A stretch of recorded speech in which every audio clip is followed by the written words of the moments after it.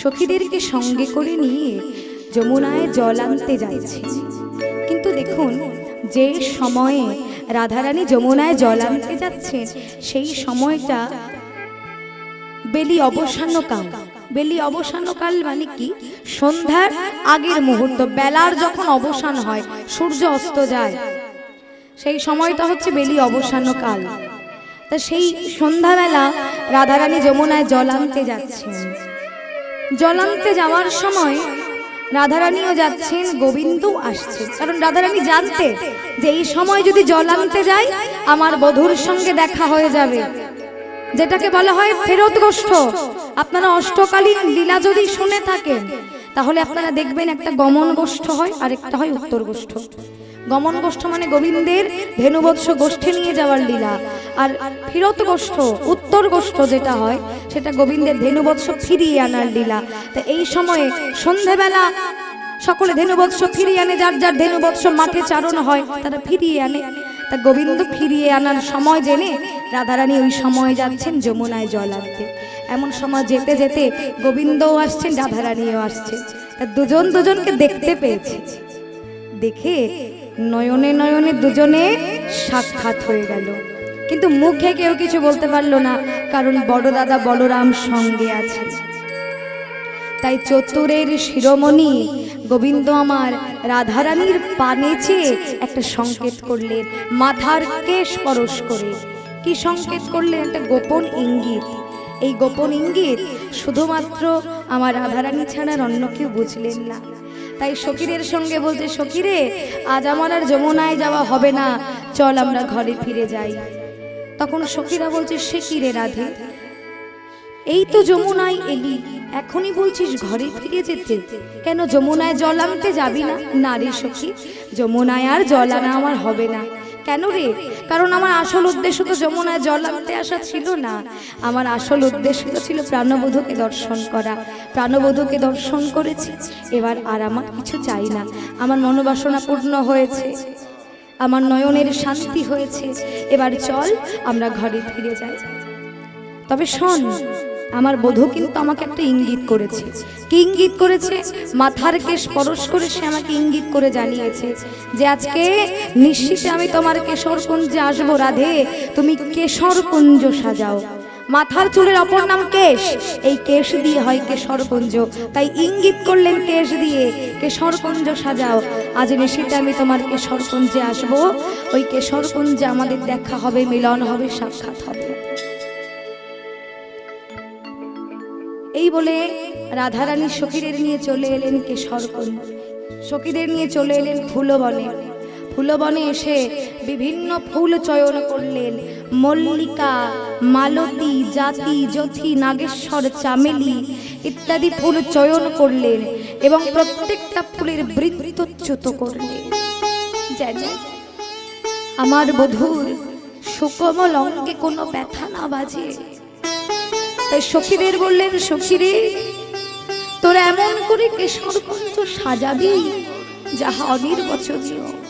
তাই রাধারানী ধূপ দিয়ে প্রজ্বলিত করে সখীদেরকে সঙ্গে নিয়ে গোবিন্দের আশা পথপানে নয়ন দিয়ে বসে রইলেন। ধূপ দিয়ে প্রজ্বলিত করে সুন্দর করে কেশরকুঞ্জ সাজিয়ে এমন সময় গোবিন্দ সময় জেনে রাধার কুঞ্জে আসছিলেন। কিন্তু রাধার কুঞ্জে আসতে হলে আগে যে চন্দ্রাবলীর কুঞ্জ পড়ে সে কথা আর গোবিন্দের খেয়াল নেই, গোবিন্দের স্মরণে না। এইদিকে চন্দ্রাবলী কৃষ্ণ প্রেয়সী যদি একবার জানতে পারে এই পথে গোবিন্দ যাচ্ছে, তাহলে গোবিন্দকে টেনে নিয়ে যাবে চন্দ্রাবলীর কুঞ্জে, সে রাধার কুঞ্জে আর যেতে দেবে না। কিন্তু গোবিন্দের তো খেয়াল নেই যে আগে চন্দ্রাবলীর কুঞ্জ পড়ে। কিন্তু গোবিন্দ দেরি হয়ে গেছে, রাত হয়ে গেছে জেনে অতি ব্যস্ত ভাবে আসছে। আর আস্তে আস্তে আস্তে আস্তে পায়ে ছিল সোনার নুপুর বাঁধা, সেই নুপুর রুনুঝুনু শব্দে বেজে উঠেছে। রুনুঝুনু শব্দে যেই বেজে উঠেছে তখন চন্দ্রাবলী ওই নুপুরের ধ্বনি শুনতে পেয়েছে। আরে এই নুপুরের ধ্বনি, এই নুপুরের ধ্বনি বাজাতে বাজাতে কে চলে যাচ্ছে? এত রাতে অন্ধকারের মধ্যে নুপুরের ধ্বনি কোথা থেকে আসছে? না না, এ তো আমার কুঞ্জের বাইরে থেকে আসছে। কে যাচ্ছে নুপুর বাজিয়ে বাজিয়ে, টুংটাং সমধুর সুরে নুপুর বাজিয়ে বাজিয়ে কে চলে যাচ্ছে? এই কথা ভাবছে যে কে যায়, কে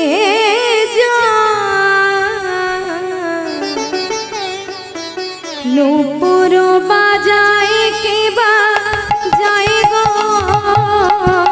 নুপুর বাজায় কে বাজায়,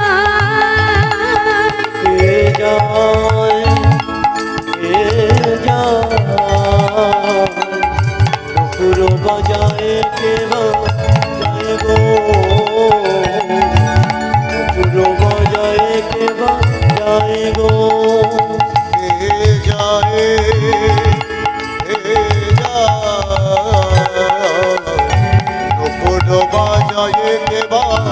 জয় গো জয় কে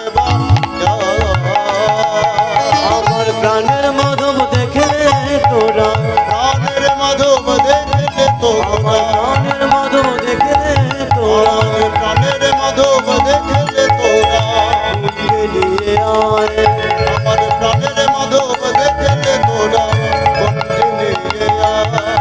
কে যায়, কে যায়, নুপুর বাজায় কে বাজায় গো, নুপুর বাজায় কে বাজায়।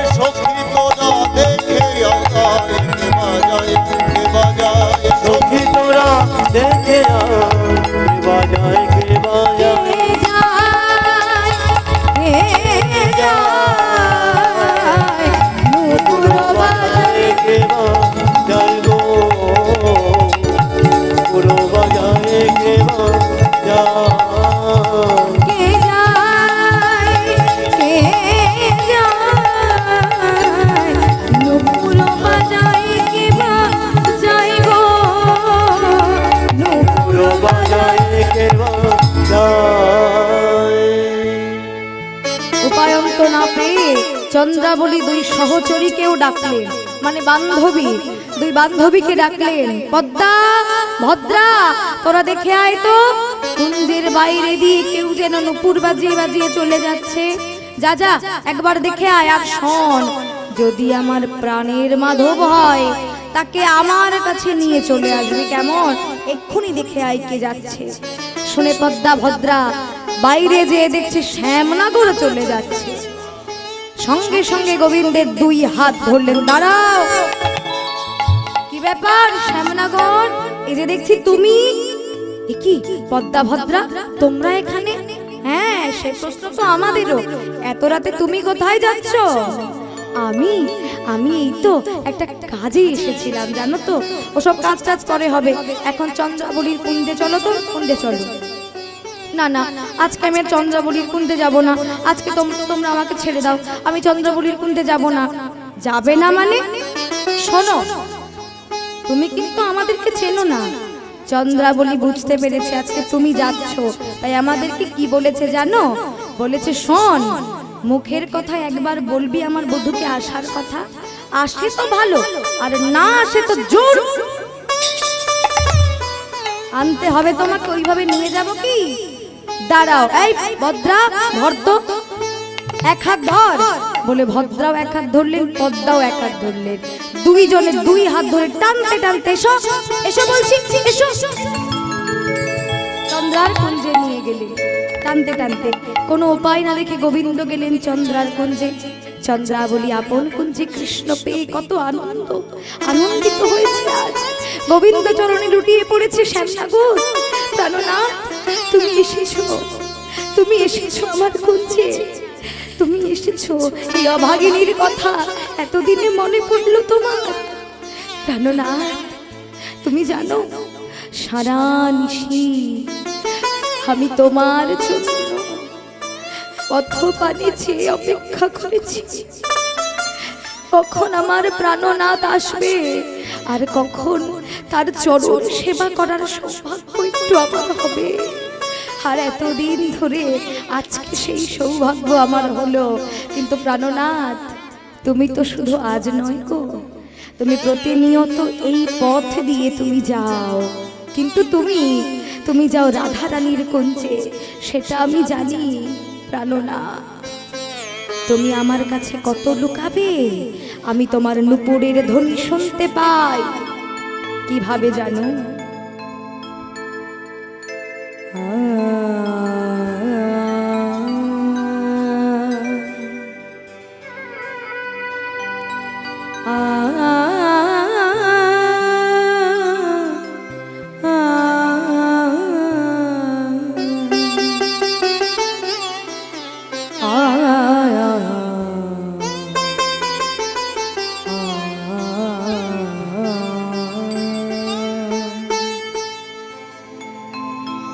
তুমি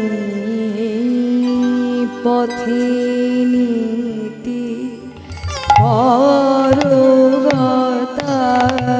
গতি, এই পথে নীতি গতি, তুমি পথে নীতি করগতা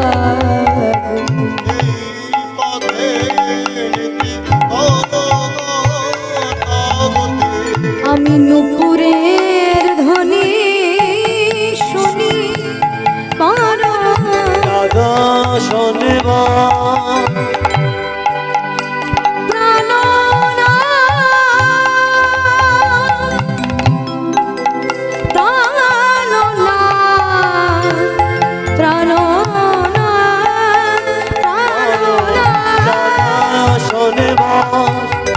আমার নইরা আমি বলছি মুই একাকিনী, আমি বলছি একাকিনী, আমি বলছি মই একাকিনী। তাই প্রাণনাথ, তোমায় পেয়েছি যখন ছাড়ব না, পেয়েছি যখন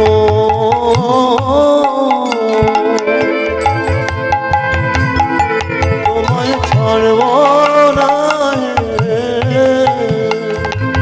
আর আমার ভাগ্যে হয় কি না হয়, পেয়েছি যখন ছাড়ব না হে, বলি আমার ভাগ্যে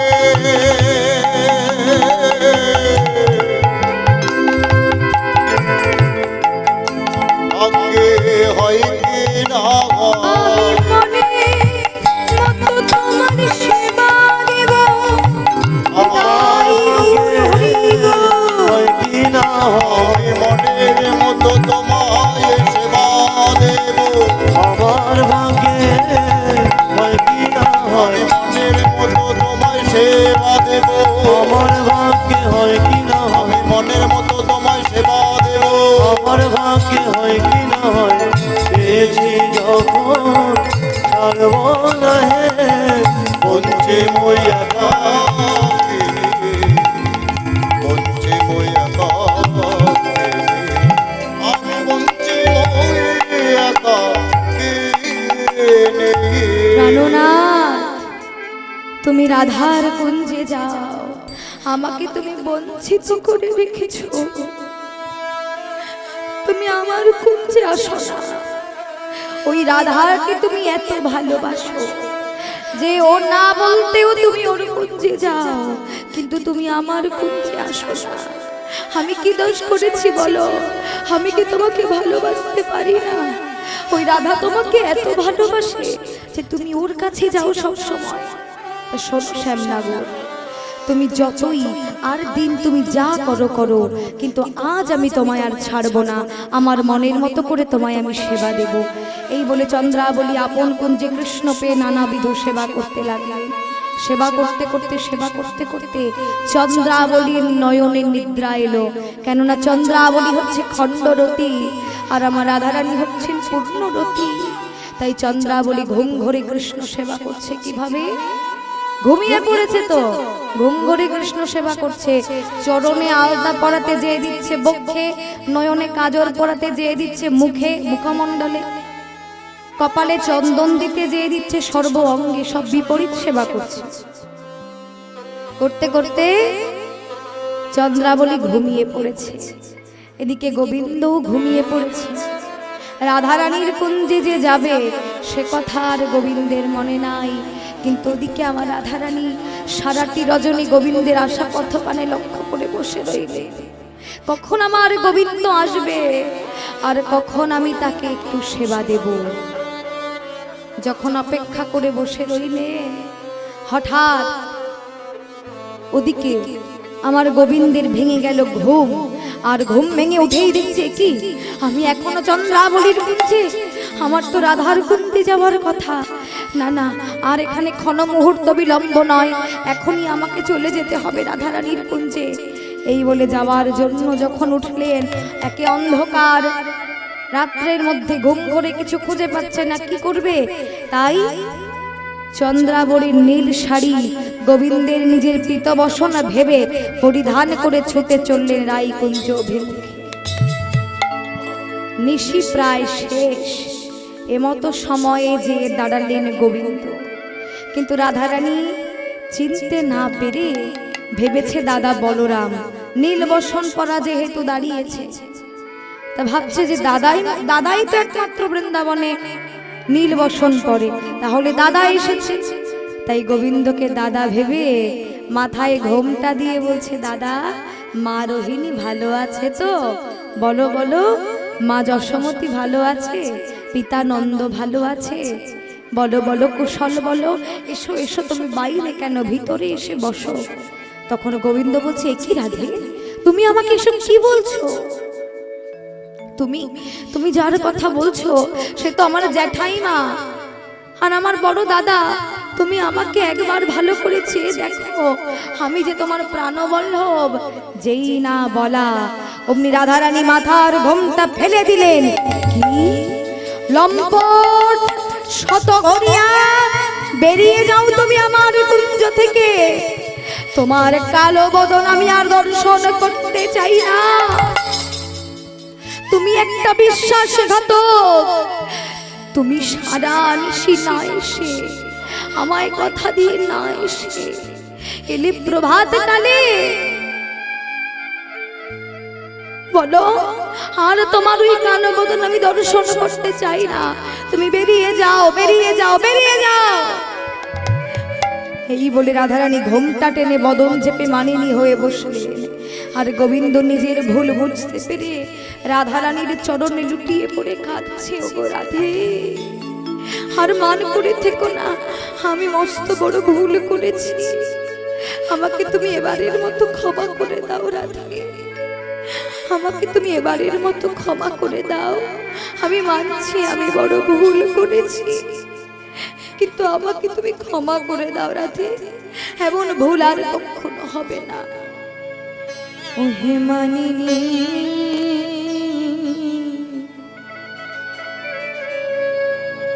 না করো তুমি মা ওগে মানিনে না করো তুমি মা ওহে মানিনী না করো তুমি মা প্রেমের মাধুরী ঢেলে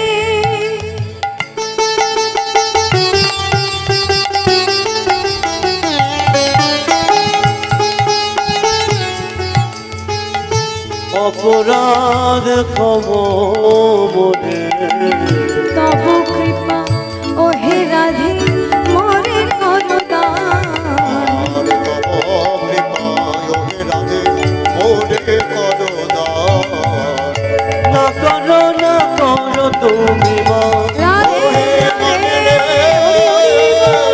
না করো তুমি মা ওহে মানিনী না করো তুমি না করো তুমি না করো তুমি মা আমি মস্ত বড় ভুল করেছি রাধে আমাকে একবার ক্ষমা করে দাও আর এমন ভুল কখনো হবে না রাধে আমাকে একবার ক্ষমা করো আমাকে একবার ক্ষমা করো রাধে দেখো একবার আমার দিকে চেয়ে দেখো আমি তোমার পায়ে ধরে তোমার পায়ের কাছে পড়ে আছি তুমি একবার আমাকে ক্ষমা করে দাও রাধে আর কোনো দিন হবে না এমন ভুল এত ক্ষমা চাওয়ার পরেও রাধারানী গোবিন্দ পানে ফিরে চাইলেন না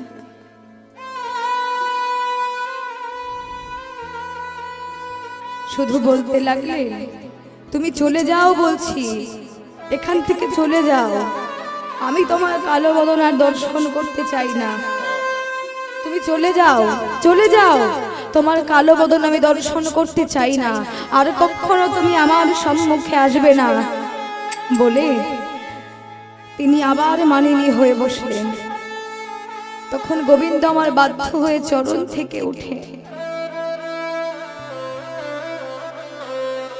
সখীদের কাছে চলে গেলেন এবং বলতে লাগলেন সখীগণ দেখেছো তোমাদের রাধারানীর কত অভিমান হয়েছে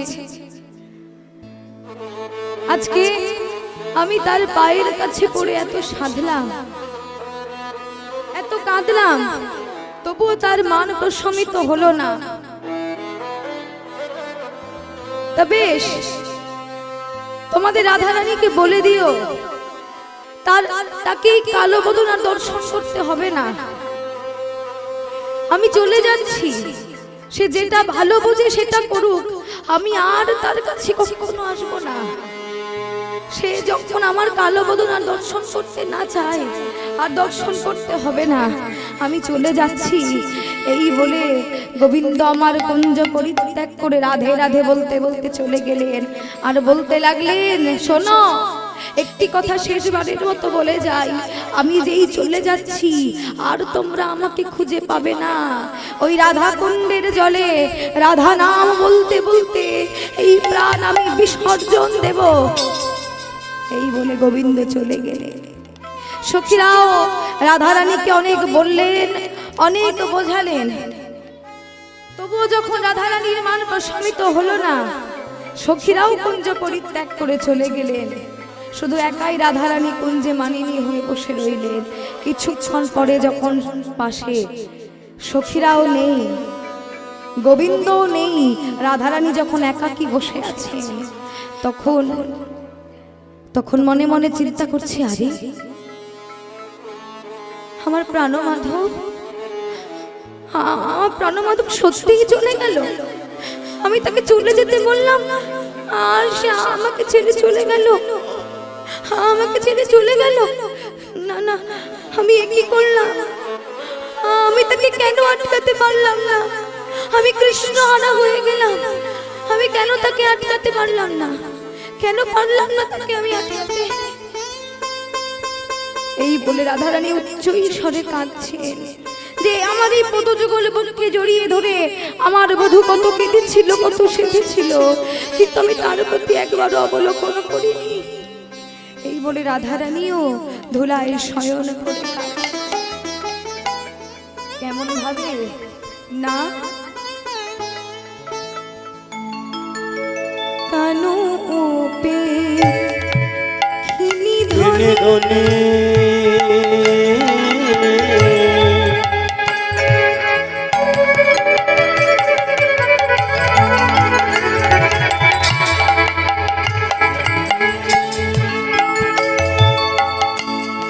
আর ভাবগে একাকিনী আর কানু কিনি ধনি ভাবই একাকিনী আর বিরল মন্দিরে বসে ধনী একাকিনী বসে কাঁদে, ধনে একাকিনী বসে কাঁদে ধনী একাকিনী বসে ধনি কাঁদে, একাকিনী বসে কাঁদে বলে হা কৃষ্ণ প্রাণ, কৃষ্ণ কৃষ্ণ বলে একাকিনী বসে কাঁদে ধনে হা কৃষ্ণ প্রাণ প্রাণ কৃষ্ণ বলে একাকিনী বসে কাঁদে হা কৃষ্ণ প্রাণ, কৃষ্ণ বলে ধনের নয়ন, জলে বুক ভেসে ধনে হা কৃষ্ণ প্রাণ কৃষ্ণ বলে নয়ন জলে বুক ভেসে যায় ধনে হা কৃষ্ণ প্রাণ কৃষ্ণ বলে জলে বুক ভেসে যায় কৃষ্ণ প্রাণ কৃষ্ণ বলে নয়ন জলে বুক ভেসে যায় কৃষ্ণ প্রাণ কৃষ্ণ বলে ধনী একাকিনী বসে কাঁদে আর বিরল বিরলহে মন্দিরে বসে বসে বিরল হে মন্দিরে বসে নয়ন কলিল অবিরত বলতহি আর নয়ন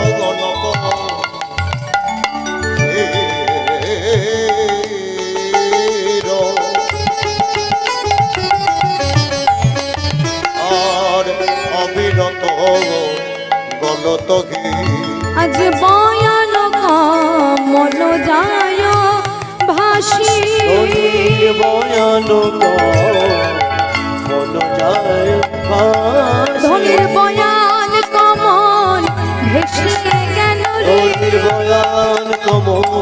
ভেসে গেল রে, ধনীর ভয়ান কমল এসে গেল রে আজ কৃষ্ণ বলে কেঁদে কেঁদে বয়ান কমল এসে গেল রে কৃষ্ণ কৃষ্ণ বলে ধনির নয়ন জলে বুক ভেসে যায় রাধে রাধে নয়ন জলে বুক ভেসে যায় কৃষ্ণ বলে কেদে কেদে নয়ন জলে বুক ভেসে বলে কৃষ্ণ বলে কেদে কেদে নয়ন জলে বুক ভেসে যায় কৃষ্ণ বলে কেদে কেদে নয়ন জলে বুক ভেসে যায় আর বয়ান কমল ভেসে গেল রে আর বয়ানক মন যায় ভাসি বয়ানক মন যায় ভাসি। আজকে রাধারানী ধুলার উপরে শয়ন করে কাঁদছে, আবার কখনো কখনো তিনি মনে মনে চিন্তা করছে এই এই এই ধুলার উপরে আমার বধূ শয়নে ছিল, তাই তিনি প্রাণনাথের কথা ভাবছেন আর পদনখ দ্বারা ধুলার উপরে প্রাণনাথের গুণ কথা তিনি অঙ্কন করছেন। হেট বয়ানে রসবতী আরে হেট বয়ানে রসবতী আরে বয়ানে রসবতী আর তোহি ভাবত কোনো যত হি ভাবত নখে করে লেখন ক্ষিতি আর কিবা কোনো কীর্তি আরে কিবা নখে করে লেখন ক্ষিতি আহারে কোনো কীর্তি যেন অঙ্কন করেছে অঙ্কন করেছে যেন অঙ্কন করেছে অঙ্কন করেছে পদ নখ দ্বারা ক্ষিতি করে অঙ্কন করেছে বলি প্রিয় নাথের কোন কথা রাধে রাধে হরি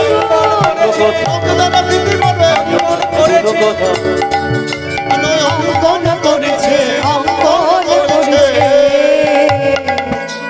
আজকে পদনখ দ্বারা ক্ষিতি পরে অঙ্কন করছে আবার কখনো কখনো ধরণী শয়ন করি আচলে সুন্দরী আর ধরগণ শয়ন করে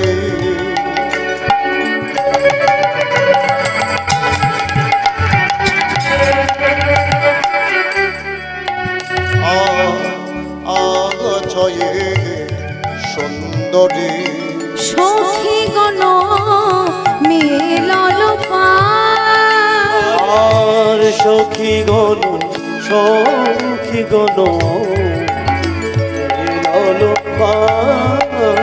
আজ সখী গণেশে দাঁড়াইল আজ সখী গণেশে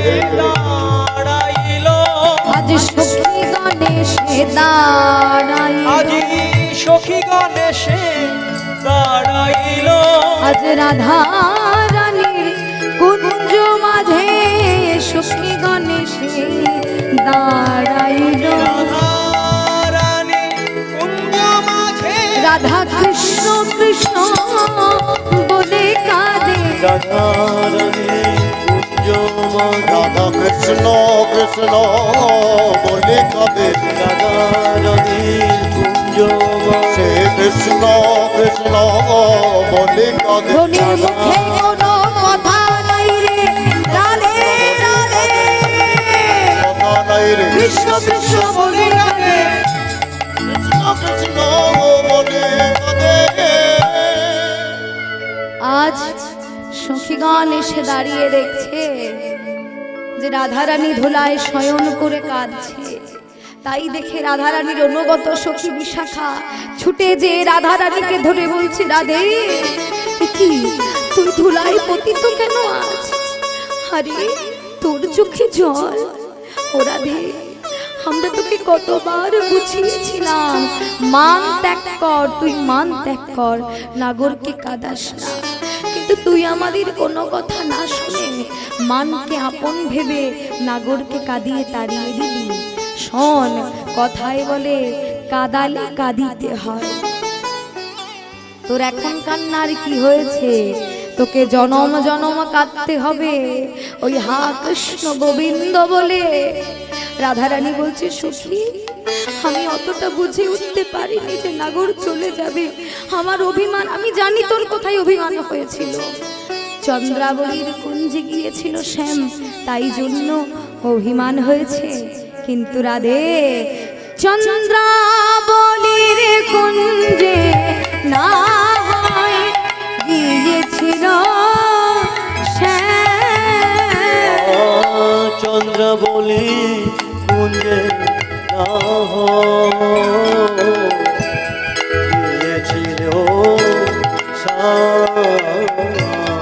অভিমানী হয়ে কইলি তুই অনুচিত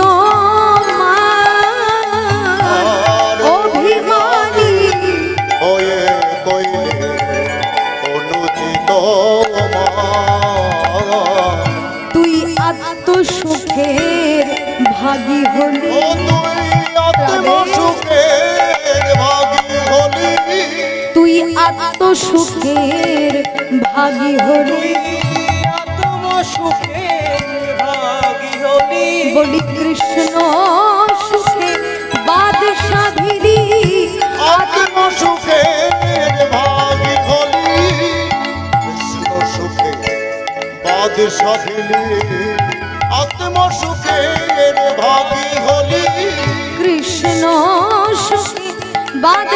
ছিলি, তুই অনুচিত মান করেছিলি। হরি বল হরি বল, রাধে রাধে। তোমার মান করিলি, কৃষ্ণ সুখের বাদশা দিলি, আত্ম সুখের দিলি, কৃষ্ণ সুখের বাদশা দিলি, আত্ম সুখের ভাগী হলি। তুই আত্মসুখের ভাগী হলি রাধা। শোন, তোকে আমি একটা কথা বলি, চন্দ্রাবলীও তো গোবিন্দের এক প্রেয়সী। চন্দ্রাবলীর কুঞ্জে না হয় গিয়েছিল শ্যাম, সে প্রেয়সী তার কুঞ্জে যেতেই পারে, কিন্তু তুই তার জন্য সামান্য অভিমান করলি। তুই যে এখানে মানটা করেছিস, অভিমানী হয়ে কইলি অনুচিত মান, অভিমান হয়েছে, অভিমানী হয়েছিস, কিন্তু মান করা তোর উচিত হয়নি, অনুচিত মান করেছিস। কেননা চন্দ্রাবলীর কুঞ্জে গিয়েছিল শ্যাম, সে তার প্রেয়সী, সে যেতেই পারে, কিন্তু তুই দেখ মান করে কৃষ্ণ হারা হলি। তাহলে তুই আজকে অভিমানটা যদি ভাঙিয়ে নিতিস, কৃষ্ণ কি তোকে ছেড়ে কোথাও চলে যেত? কৃষ্ণ তোর কাছেই থাকতো। কিন্তু আজকে তুই কৃষ্ণকে হারিয়ে ফেললি, তোর অভিমান করে লাভটা কি হলো? সেই তো আবার কাঁদছিস কৃষ্ণের জন্য। তা কৃষ্ণকে হারিয়ে তুই কি লাভটা পেলি? কোথায় তোর লাভটা হলো আমাকে দেখা। তখন রাধারানী বলছে, তোরা কি ভাবছিস সখী, কৃষ্ণ চন্দ্রার কুঞ্জে গিয়েছিল বলে আমি মান করেছি? না, আমার মান সেখানে হয়নি। আমার মান কোথায় হয়েছে জানিস? চন্দ্রাবলী যদি এত কৃষ্ণ সেবা না জানি, তাহলে আমার নিকট শিখে নিয়ে কৃষ্ণ সেবা করুক। সে আমার বোন, সে যদি আমার থেকে শিখে নেয় যে দিদি তো কৃষ্ণ সেবা জানে, দিদির থেকে আমি শিখে নিই, তাহলে আমিও জানতাম। আজ হতে কৃষ্ণ সেবা আমি একা জানি না, কৃষ্ণ সেবার দোসর আছে আমি আর চন্দ্রাবলী। কিন্তু তা না করে বধূকে আপন কুঞ্জে পেয়ে যা সেবা করেছে, সেবা তো নয়। কি আর বলি, চরণের আলতা বক্ষে, নয়নের কাজর মুখমণ্ডলে, কপালের চন্দন সারা অঙ্গে, এটা কি সেবা? এটা কৃষ্ণ সেবা হলো? এই যে বিপরীত সাজ, শুধু এটুকুই বলবো, আমার কেন রাগ হয়েছে জানিস? বধূ নিশীতে এসেছিল বলে বেঁচে গেল, দিবা হলে যদি কেউ দেখতো, তাহলে পাগল বলে যে গায়ে ধুলা ছিটাতো, সেখানে তার মান কোথায় থাকতো? সে তো রাজার ছেলে, তার মান কোথায় থাকতো? ওই বিপরীত সেবা রেখে আমি মান করেছি। বললো, জানি রে রাধে, তুই কৃষ্ণ সেবায় বড় নিপুণা, তোর অভিমান হবে, তোর রাগ হবে, এটা স্বাভাবিক, কারণ এত নিপুণ ভাবে তুই কৃষ্ণ সেবা করিস। তোর মতো নিপুণ ভাবে কৃষ্ণ সেবা করতে আর কেউ জানে না রাধা। সেই জন্যই তো আজকে এতগুলো গোপিনীর মধ্যে কৃষ্ণ তোকে এত ভালোবাসে, কৃষ্ণ তোকে সকলের আগে রেখেছে, তাই তো কৃষ্ণের আগে তোর নাম বসে। রাধা গোবিন্দ, রাধা মাধব, রাধা মদন মোহন, রাধা গিরিধারী, রাধারানীর নাম আগে বসে। কেন? তুই হচ্ছিস দাসী শ্রেষ্ঠ, কৃষ্ণ প্রিয়া, হরিপ্রিয়া, তাই গোবিন্দ তোকে বেশি ভালোবাসে। তা আজকে চন্দ্রা বলে যদি এতই সেবা জানতো, কৃষ্ণ কি দ্বিতীয়বার তোর কুঞ্জে আসতো? নিশ্চয়ই আসতো না। তুই মান করে কাজ মোটেই ভালো করিস। আমি আজকে বুঝলাম সখী, রাধারানী বলছে, সত্যি আমি আজকে বুঝলাম যে কৃষ্ণকে আটকে রাখা যায় না। কৃষ্ণ আমার একার নয়, কৃষ্ণ এই জগতে সবার, যে যেভাবে তাকে ডাকবে কৃষ্ণ সেইভাবে তার কাছে যে ধরা দেবে। আমি সত্যিই আজকে বুঝলাম আমি মান করে আমি মস্ত বড় কাজ, ভুল কাজ করেছি। তখন বিশাখা বলছে, তুই ঠিকই বলেছিস, শুধু আজকে তো নয়, প্রতিনিয়ত তোরা এরকম দ্বন্দ্ব করিস, এরকম ঝগড়া করিস। ওরে সেন রসিক নাগরে রসনে কেন বা করেলি কলহ। সেখানো রসিক নাগরে রসনে কেন বা করেলি কলহ।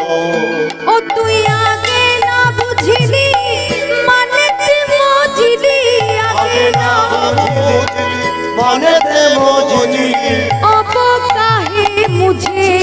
बोलो हो अब काहे मुझे बोलो हो ও তুই আগে না বুঝলি মানেতে মজলি অব কাগে মুঝে বলো অব কাগে মুঝে বলো আমরা পারবো না রাই পারবো না পারবো না রাই পারবো না এই নীতি নীতি সাথে আমরা পারবো না রাই নিতে নিতে সাধতে আমরা পারবো না নীতি নীতি সাথে বলি তোরা নিতুই দ্বন্দ্ব করিস হরি বল হরি বল দ্বন্দ্ব করি নীতি সাথে মোরা নীতি দ্বন্দ্ব করি নীতি সাথে মোরা নীতি দ্বন্দ্ব করি আমরা পারবো না রাই পারবো না সেহেন রসিক নাগরের সঙ্গে কেন বা করিলি কলহ তুই আগে না বুঝিলি কাদালি কাঁদিলি অবকাহে মুঝে বলো হো তুই না বুঝে মান কেন করলি আজকে নাগরকেও কাঁদতে হচ্ছে তোকেও কাঁদতে হচ্ছে কষ্ট তো ভয়ে পাচ্ছিস সামান্য সুখের জন্য তুই আজকে কষ্ট পাচ্ছিস রাধে আর তুই আমাদের মরম সখী তোর এই যন্ত্রণা তোর এই কষ্ট আমাদের কি দেখতে ভালো লাগে আর এইভাবে আমরা কত সাজবো তোদেরকে বল তোরা এইভাবে দ্বন্দ্ব করবি আর আমাদের প্রতিনিয়ত মেটাতে হয় কেন এমন হবে তখন রাধারানী বলছে সখী রে সখী আমি কিছু জানি না তোরা আমাকে একটু বিষ এনে দে সখী আমি আর সইতে পারছি না কৃষ্ণ বিরহের যন্ত্রণা কৃষ্ণ বিরহের যন্ত্রণা আমার এই হৃদয়কে কুড়ে কুড়ে খাচ্ছে আমি সইতে পারছি না আমায় একটু বিষ এনে দিবি যে বিষ খেয়ে আমি কৃষ্ণ হারা হয়ে বাজবার চাইতে আমি মরে যাওয়াটাকে শ্রেয় মনে করি আমায় দে না আমায় একটু বিষ এনে দে না আমি বিষ খেয়ে প্রাণ ত্যাগ করি বৃন্দা সখী ছুটে এসেছে রাধে অমন কথা বলিস না সখী এ তুই কি কথা বলছিস তুই কেন বিষ খেয়ে প্রাণ ত্যাগ করবি কেননা কৃষ্ণ হারা হয়ে বাজবার চাইতে আমার মরে যাওয়াটাই উচিত জানিস সখী যখন আমি মানকে ত্যাগ করলাম দেখলাম মানের সঙ্গে সঙ্গে আমার ধৈর্য নাজ মান শনে ভাগল এখন জীবন রহত সন্দেহ জীবন রহত সন্দেহ গোবিন্দ দাস হই সতী ভাব গোবিন্দ দাসক হয়ে সখী ভাবনে গোবিন্দ দাস হই সতী ভাব গোবিন্দ দাসক হয়ে সখী ভাবনে কানু তো ওই ছন লেহা ওই ছনলে আজ কানু তো ওই ছন লেহা আমার সব চলে গেল রে আমার সকলই গেল সকলই গেল মানের সঙ্গে আমার সকলই গেল মানের সাথে আমার সকলই গেল আমার ধৈর্য গেল লজ্জা গেল মানুষ আমি আমার সকলই গেল ধৈর্য গেল লজ্জা গেল প্রাণ মাত্র বাকি আছে ধৈর্য গেল লাজ গেল প্রাণ মাত্র বাকি আছে ধৈর্য গেল লাজ গেল আলোচনে আমার সকলই গেল জীবন রহত সন্দেহ জীবন রহত সন্দেহ জীবন রহত সন্দেহ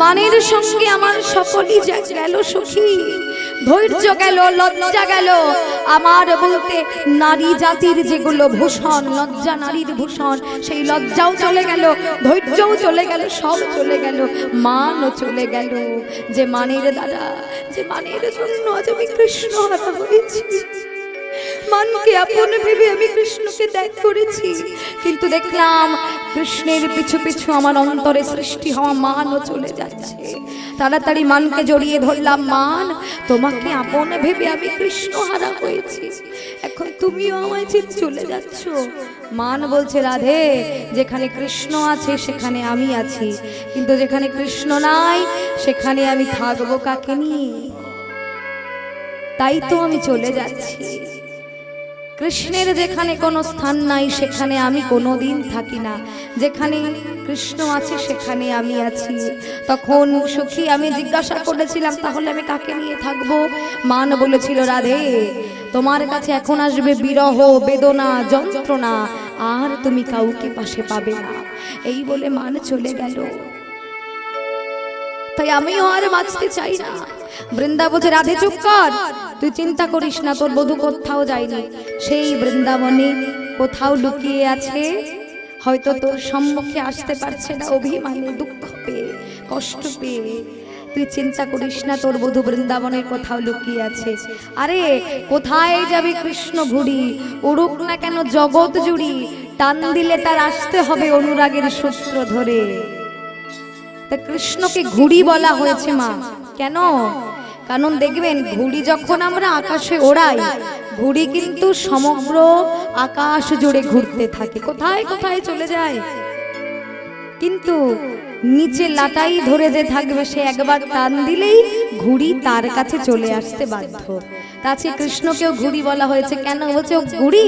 কৃষ্ণ, কৃষ্ণ পৃথিবীর যে প্রান্তে যাক না কেন, কোথায় যাবে কৃষ্ণ ঘুড়ি, তোকে ছেড়ে কোথায় যাবে?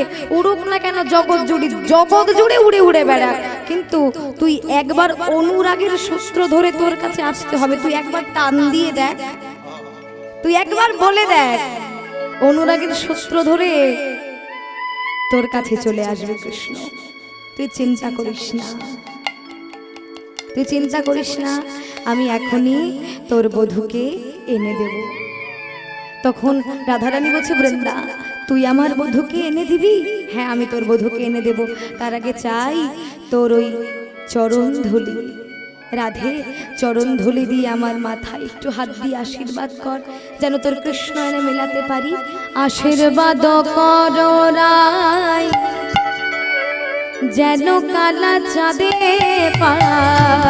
আশীর্বাদ করুরা যেন কালা চাঁদে পায়। আশীর্বাদ কর রাই, যেন কালা চাঁদে পায়। আশীর্বাদ করো রাই, যেন কালা চাঁদে পায়। সিদ্ধ হয় যেন মনস্কামহারে, সিদ্ধ হয় যেন মনস্কাম পূর্ণ করি, পূর্ণ করি, পূর্ণ করি পূর্ণ করি আমার মন বাসনা পূর্ণ পূর্ণ করি মনোবাসনা। যেন কৃষ্ণ এনে মিলাতে পারি। হরি বল, হরি মেলাতে পারি, বল। যেন কৃষ্ণ এনে মেলাতে পারি, যেন কৃষ্ণ এনে মেলাতে পারি। অনুবাসনা পূর্ণ করি, পূর্ণ করি। এই বলে রাধারানীর আশীর্বাদ নিয়ে বৃন্দা কৃষ্ণ আনতে গমন করলেন। জিতি কুঞ্জর গতি মন্থর, জিতি কুঞ্জর গতি মন্থর, জিতি কুঞ্জর গতি মন্থর, চিত্তি কুঞ্জন গতি মন্থর। চলো তো সবর নারী। আরে জিতি কুঞ্জর গতি মন্থর, চলো তো সুবর্ণারী। আর চিত্তি কুঞ্জন গতি মন্থর, চলো তো সবর নারী। আরে জিতি কুঞ্জর গতি মন্থর, চলো তো সুবর্ণারী। আর বংশী মট যা মট তট বন হে বন ঘেরি। আর বংশী বট, আমার বংশী বট যা বট তট বন গে বন ফেরি। এ বংশী বট যা বট তট বনহি বন হেরি। খুঁজে যায়, খুঁজে যায়, খুঁজে যায়, খুঁজে যায়, চকিতের মতো খুঁজে যায়। চকিতের মতো খুঁজে যায়। রাধা মাধব কোথায় আছো বলে চকিতের মতো খুঁজে যায়। রাধা মাধব কোথায় আছো বলে, বলি একবার আমায় দেখা দাও রাধা মাধব হরি কোথায় আছো বল। একবার আমায় দেখা দাও গে। মাধব কোথায় আছো বলে, চকিতের মতো খুঁজে যায়, চকিতের মতো খুঁজে আবার যায়। শ্যাম কুণ্ড মদন কুণ্ড, শ্যাম কুণ্ড মদন কুণ্ড, শ্যাম কুণ্ড মদন কুণ্ড, প্রেম কুণ্ড মদন কুণ্ড। রাধা কুণ্ড তীরে আর শ্যাম কুণ্ড মদন কুণ্ড,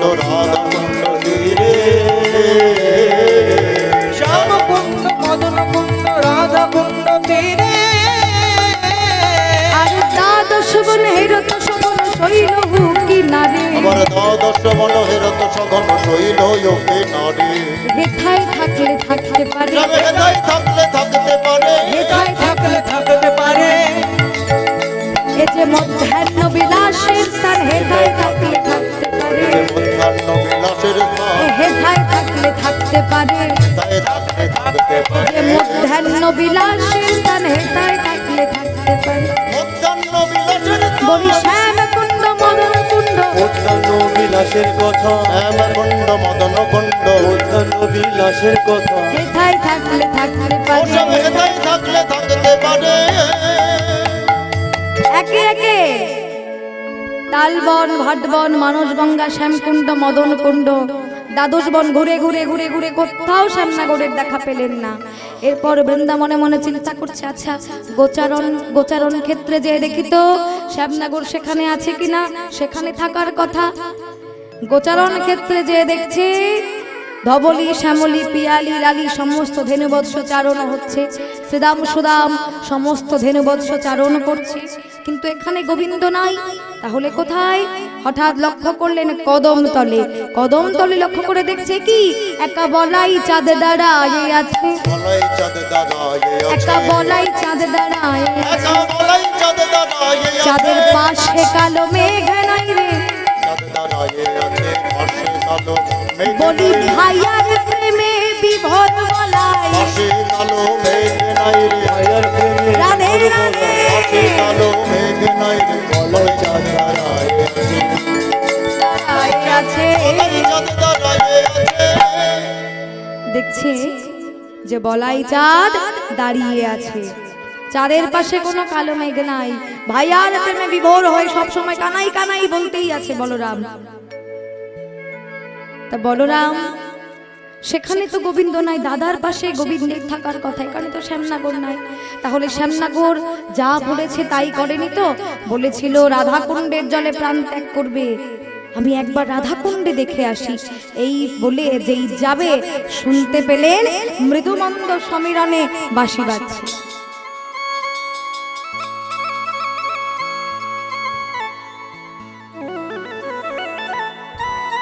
মৃদুমন্দ সমীরণে বাঁশি বাজছে শুনতে পেলেন।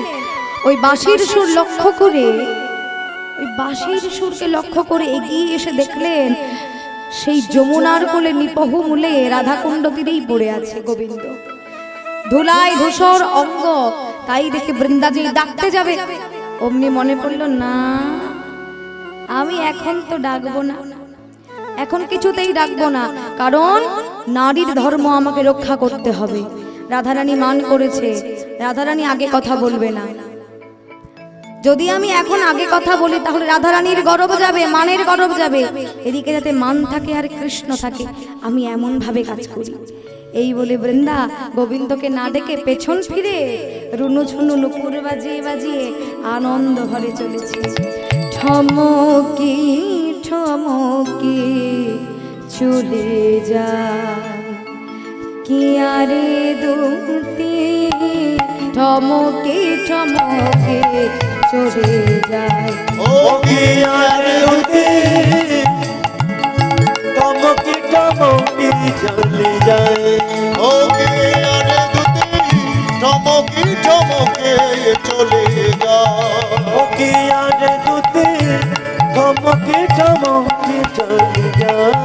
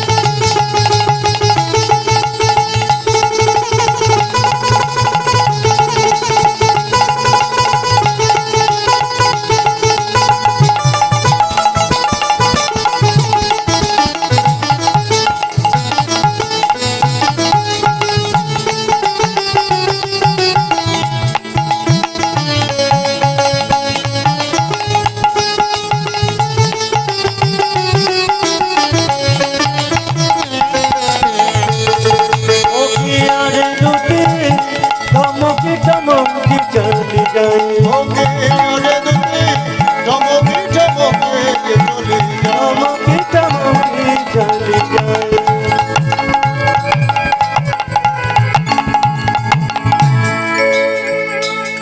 ঠমকি ঠমকি নুপুর বাজাতে বাজাতে বৃন্দা চলেছে আন কাজ চলো বড় রঙিনী ধ্বনি আর কাজে চলো বড় রঙিন ডাহিনে বামেতে নাহি আর দাগিনে বামেতে নাগে যা চমকে চলে যায় ওকে আরে দুটি চমকে চমকে চলে যায় ওকে আরে দুটি চমকে চমকে চলে যায় চমকে চমকে চমকে চলে যায় ঠমকি ঠমকি নুপুর বাজাতে বাজাতে বৃন্দাদুতি যখন চলে যাচ্ছে সেই সময় গোবিন্দ আমার শুনতে পেলেন ওই নুপুরের ধ্বনি। নুপুরের ধ্বনি যেই শুনতে পেয়েছে গোবিন্দ আমার তখন মনে মনে চিন্তা করছে নুপুরের ধ্বনি, এই নির্জন স্থানে নুপুরের ধ্বনি কোত্থেকে এলো। অমনি চটপট উঠে দেখছে যে বৃন্দা চলে যাচ্ছে। কি বৃন্দা চলে যাচ্ছে? বৃন্দা চলে যাচ্ছে মানে বৃন্দা আমাকে দেখেছে? না না, আমার মনে হয় বৃন্দা আমাকে দেখতে পাইনি। যখন দেখতে পাইনি, বৃন্দা যখন দেখতে পাইনি, তাড়াতাড়ি করে আমি গায়ের ধুলা ঝাড়ি, নইলে আমার গায়ে ধুলা দেখলে বৃন্দা আমাকে দেখে কি ভাববে। তাই চটপট উঠে গায়ের ধুলা ঝাড়ছেন আর বলছেন, ইস কোত্থেকে এক কূপ বাতাস এসে আমার গায়ে ধুলা লাগলো, ছি ছি ছি। এই বলে দুতিকে ইঙ্গিত করে করে ডাকছে, কিন্তু দুতি সে তো শুনেও শুনছে না। গোবিন্দ দেখছে কি দুতি তো শুনতে পাচ্ছে না, তাহলে এখন কি করি না ওর কাছে যাই। এই বলে ছুটতে ছুটতে ছুটতে ছুটতে দুতির কাছে এলেন। দুতি দাঁড়াও। কি হলো দুতি? আমি তোমাদের রাধারানীর চরণে না হয় অপরাধী, কিন্তু আমি তো তোমাদের চরণে কোনো অপরাধ করিনি। কিন্তু তোমাকে আমি এত ডাকছি, তুমি কেন শুনছো না বলো তো? দুতি বলছে, শ্যামনগর তুমি আমাকে মাত্র কয়েকবার ডাকাতে এত উতলা হচ্ছ, তাহলে ভাবো তো কত যোগী ঋষি ধ্যানী গুণী মানি তোমাকে কত যুগ যুগ ধরে ডাকছে, কত কষ্ট করে তোমার কৃপা লাভের আশায় পরিশ্রম করে তোমাকে ডাকছে, নিত্য সেবা দিচ্ছে। তুমি তো তাদের ডাকে সাড়া দাও না, আর মাত্র কয়েকবার ডাকাতেই তুমি এত উতলা হচ্ছ। তাহলে তাদের কত ধৈর্য ভাবো যে তোমার চরণ ছাড়া তারা হয় না। তাই তোমার কাছে তাদের হয়ে একটা নিবেদন আমি জানিয়ে রাখছি, শ্যামনগর এবার যেন যুগ যুগ ধরে তোমাকে আর ডাকতে না হয়, এবার যেন এক ডাকেতে সাড়া দিও, তুমি এক ডাকেতে সাড়া দিও, যেন যুগ যুগ ধরে ডাকতে না হয়, যুগ যুগ ধরে ডাকতে না হয়, তোমায় এই নিবেদন জানিয়ে রাখি। যুগ যুগ ধরে ডাকতে না হয়, যুগ ধরে ডাকতে না হয়, যুগ যুগ ধরে ডাকতে না হয়, ডাকতে সারা দিও, তুমি ডাকতে সারা দিও।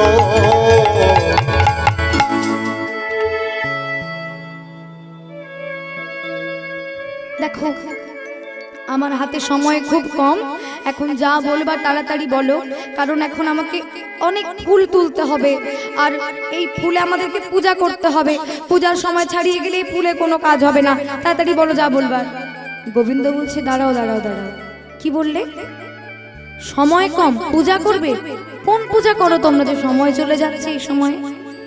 আর বলো না, আমাদের যে কত কাজ, তোমাকে কটা কাজের কথা বলবো। আমরা মানময়ী দেবীর পূজা করি। বলছে, হ্যাঁ জীবনে তো বহু দেবদেবীর নাম শুনেছি, কালী, দুর্গা, শীতলা, মনসা, লক্ষ্মী, সরস্বতী, আরো কত দেবী আছে, মায়েরা পূজা করেন দেবীর পূজা। আরো কত দেবী আছে, বিপত্তারিণী, বিশালাক্ষী, বহু দেবী আছে, কিন্তু মানময়ী দেবীর নাম তো কোনোদিন শুনিনি। মানময়ী দেবী আছে? কে মানময়ী দেবী? তুমি বুঝতে পারছো না মানময়ী দেবী কে? দুর্জয় মানিনী হয়ে বসে আছে, দেখো।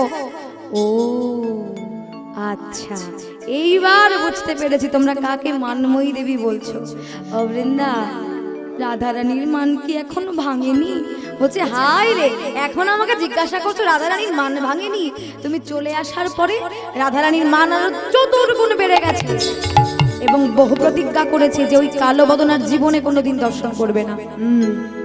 বলছে তাই? এ কথা বলেছে। আমি তো ভাবছিলাম রাধার কাছে এখন যাব, কিন্তু কিভাবে যাব এটা তুমি শোনালে। বলছে আর কি করব শ্যামনগর, আমরাই মান ভাঙাতে পারছি না বিনা দোষে, কোনো অপরাধ না করে, তুমি কি করে মান ভাঙাবে? বলছে ও বৃন্দা, বৃন্দা আমার মা, আমার হয়ে একটু মানটা ভাঙিয়ে দাও না, তুমি একটু নিয়ে চলো না আমাকে। বলছে আমি কিছু করতে পারবো না, আমি চললাম। না না না না না, আমার এই রাধারানীর মান একটু ভাঙিয়ে দাও না, বুঝিয়ে সুঝিয়ে আমাকে একটু নিয়ে চলো না রাধারানীর কাছে। ঠিক আছে, একটা উপায় আছে, তোমাকে নিয়ে যেতে পারি, কিন্তু এই বেশে তোমাকে গেলে হবে না। এই বেশে যাব না, তাহলে কোন বেশে যাব? শোনো, রাধারানীর কাছে যেতে হলে তোমাকে একটি কাজ করতে হবে। একটা উপায় আছে। কি উপায়? সেটা হলো মালিনীর বেশ যদি ধরতে পারো আর মালিনীর বেশ যদি ধরতে পারো তবে সে ভাঙিতে পারে তোমার মালিনীর আর তবে সে ভাঙিতে পারে তোমাদের মানে মান ভাঙিবার এই তো উপায়, তোমায় মালিনীর বেশ ধরতে হবে। মান ভাঙিবার তোমায় মালিনীর বেশে ধরতে হবে, মানে ভাঙিবা এই তো তোমায় মালিনীর বেশ ধরতে হবে, তোমায় মালিনীর বেশে সাজিতে হবে। রাধে রাধে, তোমার মালিনীর বেশে সাজিতে হবে, মালিনীর বেশে ধরতে হবে, মানে ভাঙিবা এই তো উপায়। মান ভাঙিবা এই তো উপায়। তোমায় মালিনীর বেশে সাজতে হবে। বলছে হ্যাঁ মালিনী, শেষ পর্যন্ত রাধারানীর মান ভাঙাতে আমায় মেয়ে ছেলে সাজতে হবে? ও বৃন্দা, আর কোনো উপায় নেই? বলছে আর কোনো উপায় নেই, একটাই উপায়। বলছে হায় রে, কি জ্বালায় পড়লাম, রাধারানী জ্বালায় পড়লাম আমি। তখন বৃন্দা বলছে এছাড়া আর কোনো উপায় নেই, বললাম তো, যদি পারো তাহলে মালিনীর বেশে সাজো, আর নয়তো আমি চলে গেলাম, আমাকে আর দেখো না। না বৃন্দা, যেও না, যেও না, দাঁড়াও দাঁড়াও, আমি সাজবো, আমি সাজবো, কিন্তু আমি তো পুরুষ, আমি কোথায় পাবো মেয়ে ছেলের সাজ? মেয়ে ছেলের সাজতে হলে তো শাড়ি, চুড়ি, সায়া, ব্লাউজ, আলতা, সিঁদুর সব লাগবে, এসব আমি কোথায় পাবো? বলছে এ আবার আমাকে বলে দিতে হয়? শ্যামনগর, তুমি তো বিশ্বপতি গোবিন্দ, তুমি যোগমায়াকে স্মরণ করো, যেন তিনি তোমায় সব জুগিয়ে নেয়। অমনি গোবিন্দ যোগমায়াকে স্মরণ করলেন, হে মা যোগমায়া যোগেশ্বরী, তুমি আমাকে সুন্দর করে মালিনীর বেশে সাজিয়ে দাও। অমনি যোগমায়া এসে গোবিন্দকে মালিনীর বেশে সাজিয়ে দিলেন সুন্দর করে। গোবিন্দ বলছে ও বৃন্দা, এই দেখো আমার সাজ হয়ে গেছে, আমাকে ভালো লাগছে মালিনীর বেশে, কেমন লাগছে? বৃন্দা বলছে বাহ, অপূর্ব লাগছে শ্যামনগর। কিন্তু শ্যামনগর, মালিনীর বেশে না হয় তোমার সর্ব অঙ্গ ঢাকা পড়ে গেছে, কিন্তু তোমার যে আরো কিছু কিছু জিনিস, একটু যে অভ্যেসগুলো আছে ত্যাগ করতে হবে, তাহলে আর তোমাকে ধরতেই পারবে না রাধারানী। বলছে কি বলো, কি কি ত্যাগ করতে হবে? বলছে শোনো, প্রথমে বলি, তোমার সর্ব অঙ্গ গেছে ঢাকা, যায় নাই শুধু নয়ন বাঁকা। তোমার ওই জোড়া ভুরু বাঁকা চাহনি, ওটা আগে বন্ধ করতে হবে। তুমি যে তাকাও, বেঁকে বেঁকে তাকাও রাধারানীর দিকে, ওইভাবে তাকানো আগে বন্ধ করতে হবে, নইলে ওই চোখ যদি একবার রাধারানী দেখতে পায়, তাহলে সব পরিকল্পনা আমার নষ্ট হয়ে যাবে, সব বুঝে যাবে রাধারানী। বলছে তাহলে এখন উপায় হচ্ছে, এই যে একটা ওড়না দিলাম তোমাকে, এই ওড়না দিয়ে বসনে নয়নটা ঢেকে নেবে, কেমন? কোনো মতেই যেন এই নয়নটা দেখতে না পায় রাধারানী, সর্বদাই বদন ঢেকে থাকবে। বলছে আচ্ছা ঠিক আছে। আর কি হবে? বলছে আর রাধারানী কুঞ্জে যখন যাবে, রাধারানী তোমাকে নিশ্চয়ই বসতে বলবে, তা তুমি যেন রাধারানীর কথায় আবার বসো না, আর বিশেষ করে রাধারানীর পাশে যেয়ে বসবে না। বলছে কেন? এই একটা সুযোগ হয়েছে রাধারানীর পাশে যাওয়ার, আবার তুমি বন্ধ করে দিচ্ছ। বলছে তোমার ভালোর জন্যই বলছি, রাধারানীর পাশে যেয়ে বসবে না, নইলে তোমার গায়ের গন্ধ শুকে বুঝতে পারবে রাধারানী যেই আমার প্রাণনাথ। বলছে ওরে বাবা, সব দিকেই তো জ্বালা দেখছি। ঠিক আছে, আমি দূরে দাঁড়িয়ে থাকবো, আমি রাধারানীর কাছে যাব না। বলছে হ্যাঁ, দূরে দাঁড়িয়ে থাকবে। আর আরেকটি কথা শোনো, রাধারানীর কুঞ্জে যখন প্রবেশ করবে, বলো তো কোন পা আগে দেবে বলো তো? বলছে কেন? ডান পা। বলছে খবরদার, ডান পা যেন কোনো মতে আগে না যায়। বলছে তাহলে কোন পা দেবো? বলছে বা পা। বলছে কেন বা পা দেবো? বলছে শোনো, বা পা কি জানো? বা পা হচ্ছে নারীদের শুভ লক্ষণ, আর ডান পা হচ্ছে ছেলেদের শুভ লক্ষণ। আর তুমি যেহেতু নারী সেজেছো, তাই তুমি মা পা আগে দিয়ে যাবে, কেমন? বলছে আচ্ছা ঠিক আছে, তাই হবে, আমি বাবা আগে দিয়ে যাব। বলছে হ্যাঁ, সেটাই যেন মনে থাকে। আর এইবার শোনো শ্যামনগর, আমার সঙ্গে এসো, ভালো করে বসনের বদন ঢেকে নাও, এসো আমার সঙ্গে। তখন বৃন্দার সঙ্গে গোবিন্দ আমার মালার হালি হাতে নিয়ে চলেছে।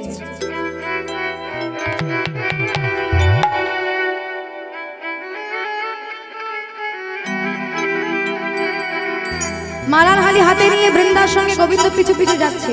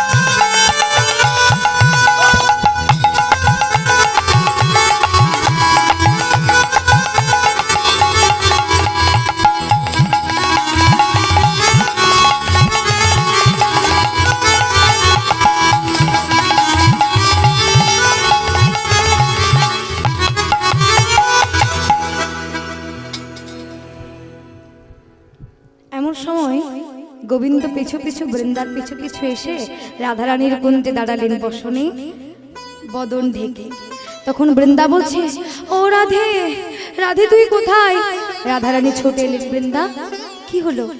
পেলি আমার সামনে, আমার প্রাণনাথকে পেলি বৃন্দা? আর বলিস না, তোর প্রাণনাথ মনে হয় যা বলেছে তাই করেছে, জানিস তো? ওই রাধা কুণ্ডের জলে প্রাণ ত্যাগ করেছে। তবে তুই চিন্তা করিস না, আমি এক মালিনীকে ডেকে এনেছি। এই মালিনী, এই যে মালিনী এসেছে, এই মালিনীর হাতে যে মালা দেখছিস, এই যে মালা। বলছে হ্যাঁ, ওই গাঁদা ফুলের মালা নিয়ে আমার কি হবে? বলছে না না, এই দেখতে গাঁদা ফুলের মালা, কিন্তু এই মালার যা গুণ আছে সেই জন্যেই তো তোর কাছে আমি নিয়ে এলাম মালিনীকে, যাতে তুই প্রাণনাথকে আবার ফিরে পাস। সত্যি? তুই সত্যি বলছিস? হ্যাঁ, বিশ্বাস না হয়তো মালিনীকে জিজ্ঞাসা করে দেখ। তখন গোবিন্দ আমার ধীরে ধীরে ধীরে ধীরে রাধারানীর কাছে এলেন। রাধারানী বলছে, ও মালিনী, মালিনী। হ্যাঁ দিদি বলো। বসবে না? না দিদি, আমার গুরুর নিষেধ আছে অন্যের নিকট আসনে বসা। ও নিষেধ আছে?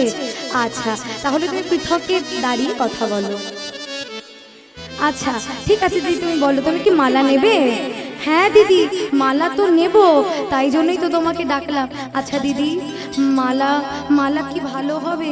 মালা নিলে আমার মনোবাসনা পূর্ণ হবে? হবে বই কি, নিশ্চয়ই হবে। মালা নিলে মনোবাসনা অবশ্যই পূর্ণ হবে। তুমি মালা নিয়ে তো একবার দেখো। হ্যাঁ হ্যাঁ, মালা তো আমি নেব, কিন্তু তার আগে দিদি তোমাকে আমার খুব পছন্দ হয়েছে। তোমার নাম কি? আমার নামটি আমার হরিমালিনী। শোনো শোনো ও রাজনন্দিনী, রাধে রাধে। শোনো শোনো বলে নামটি আমার হরিমালিনী, শোনো শোনো রাজনন্দিনী। আমি কালো বলে সবাই বলে কৃষ্ণ মালিনী। আমি কালো বলে সবাই বলে কৃষ্ণমালিনী। আমি কালো বলে সবাই বলে কৃষ্ণ মালিনী। নামটি আমার হরিমালিনী, শোনো শোনো রাজনন্দিনী। নামটি আমার হরিমালিনী, শোনো শোনো রাজনন্দিনী। বাবা, তোমার নাম তো ভারী সুন্দর। তা দিদি, তুমি এই বয়সে এই ব্যবসা শুরু করেছো কেন? বলছে আর বলো না, আমার বধূ আমাকে ছেড়ে চলে গেছে, তাই তো এই ব্যবসা শুরু করেছি। সে অন্য রমণীকে ভালোবাসে, আমারে আর ভালোবাসে না। তাই তো আমি তাকে আমার বাড়ি থেকে তাকে বার করে দিয়েছি, ওই জন্য সে চলে গেছে। তাই আমার সঙ্গে তার আর কথা হয় না। সে চলে গেছে বলে মালা বিক্রি করি। বলছে ও তাই নাকি? তা দিদি, তোমার সঙ্গে আমি একটু সই পাতাবো। মালা তো পরে কিনবো, সই পাতাবে আমার সঙ্গে? বলছে না না, আমি কোনো সই পাতাবো না, সব জাল সই হয়ে যায়। বলছে না না, আমি তোমার সঙ্গে জালিয়াতি করব না। ঠিক আছে, তোমাকে বিশ্বাস করতে পারি। আমার দুটো প্রশ্ন আছে, উত্তর দিতে পারবে? বলছে হ্যাঁ পারবো। বলছে শোনো, আমার প্রথম প্রশ্ন, আমার এখন নবীন বয়স, আমি দেখতে সুন্দরী, তাই তুমি সই পাতাতে চাইছো। যখন আমার নবীন বয়স আর থাকবে না, যখন আমি বুড়ি হয়ে যাব, তখনও কি তুমি আমার সই থাকবে? বলছে হ্যাঁ হ্যাঁ, তখনও আমি তোমার সই সই সই। বলছে বাহ, আমার প্রথম প্রশ্নের সঠিক উত্তর তো আমি পেয়েছি, এইবার আমার দ্বিতীয় প্রশ্নটা আমি করি। বলছে হ্যাঁ করো। বলছে দিদি, এই প্রশ্ন কিন্তু খুব জটিল। আমি না হয় এখন মেয়ে ছেলে আছি, পরবর্তীকালে যদি আমি মেয়ে ছেলে থেকে বেটা ছেলে হয়ে যাই, তখনও কি তুমি আমার সই থাকবে? বলছে আরে ধুর, কি বলছো, মেয়ে ছেলে আবার কোনোদিন বেটা ছেলে হয় নাকি? রাখো তো তোমার কথা। বলছে না, এখন তো হচ্ছে। এখন যদি মেয়ে ছেলে থেকে আমি বেটা ছেলে হয়ে যাই, তুমি কি আমার সই থাকবে? বলছে হ্যাঁ হ্যাঁ হ্যাঁ, জনম জনম তুমি আমার সই সই। যেই বলে দিয়েছে, সঙ্গে সঙ্গে গোবিন্দ আমার মাথার ঘোমটা খুলে ফেললেন। বলছে তাই, তুমি সত্যি বলছো? তাহলে এসো, আজ থেকে আমরা সই। দেখো দেখো আমি কই কই, দেখো দেখো আমি কই কই, দেখো দেখো আমি কই কই, দেখো দেখো আমি কই কই, আমি সই নই আর সই নই, দেখো দেখো আমি কই কই, আমি সই নই আর সই নই, বলি আমি তোমার প্রাণ গোবিন্দ, হৃদয় গৌর হরি বল। আমি তোমার প্রাণ গোবিন্দ। সই নয় আর সই ও নয়, সই দেখো দেখো আমি কই কই, দেখো দেখো আমি কই কই। আজকে গোবিন্দকে দর্শন করে রাধারানী চমকে উঠেছে। আরে আমার প্রাণনাথ এখানে, আমি তো চিনতে পারিনি। প্রাণনাথ, তুমি বুঝি আমার মান ভাঙাতে আমার কুঞ্জে এসেছিলে? দেখ দেখ সখী, আমার দুঃখের নিশে আজকে প্রভাত হয়ে গেছে। তাই আমার প্রাণনাথকে যখন আমি ফিরে পেয়েছি, তখন তোরা শঙ্খধ্বনি উলুধ্বনি করে জয়ধ্বনি কর, আর আমরা যুগলে বামে দাঁড়াই। অমনি রাধারানী দৌড়ে যে রাধারানীর বামে যে দাঁড়াতেন। এমন সময় রাধারানী গোবিন্দের বামে দাঁড়ালেন, আর গোবিন্দ সঙ্গে সঙ্গে রাধারানীকে বামে লয়ে ত্রিভঙ্গ বঙ্কিম ঠামে দাঁড়ালেন। আর সখীগণ যুগল মাধুরী দর্শন করে সকলে জয়ধ্বনি করছে। শুধু সখীরা নয়, আপনারাও বাকি থাকবেন কেন? সকলে মিলে জয়ধ্বনি করুন, রাধে রাধে। তাই আজ শ্যাম বামে দাঁড়ায় নবীনা কিশোরে, শ্যাম বামে দাঁড়ায় নবীনা কিশোর, শ্যাম বামে দাঁড়ায় নবীনা কিশোরে, নবীনা কিশোর।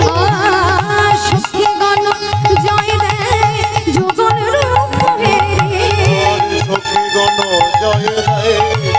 যুগল রূপ সখীগণ জয় দেয় যুগল রূপ সখীগণ জয় দেয় যুগল রূপ শ্যামবামে দাঁড়ায় রসের মঞ্জরে শ্যামবামে দাঁড়ায় রসের মঞ্জরে শ্যামভাবে দাঁড়ায় রসের মঞ্জরে আজ মিলন হলো আজ মিলন হলো আজ মিলন হলো রাধা শ্যামের মিলন হলো রাধা শ্যামের মিলন হলো লীলা এইখানে রইল এখানে রইল রাধা গোবিন্দ লীলা এইখানে রইল রাধা গোবিন্দ সবাই বদন ভরে হরি বলো বিদায় হরি বল জয় জয় শ্রী রাধে মদন হরে হরে বলে এখানে রইল রাধা গোবিন্দ লীলা এখানে রইল লীলা এখানে রইল এখানে রইল